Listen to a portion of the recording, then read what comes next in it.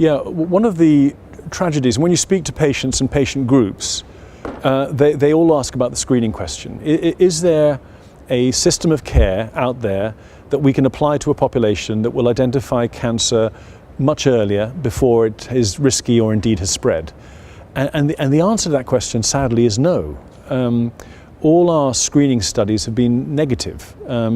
They haven't prolonged survival. So in other words, they haven't changed the day on which you are destined to die.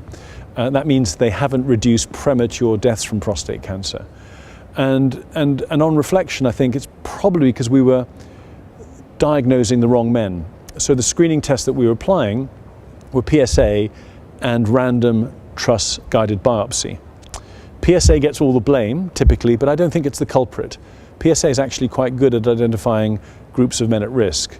But then we tested whether PSA was accurate with this terrible test that we now know misses half of all clinically significant disease.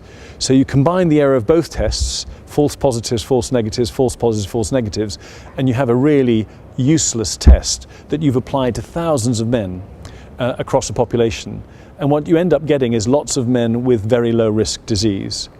And the PROTECT trial, which is the most recent attempt at screening, I think demonstrates that in that the risk of dying of prostate cancer over 10 years, if you were diagnosed through PROTECT, was 1%.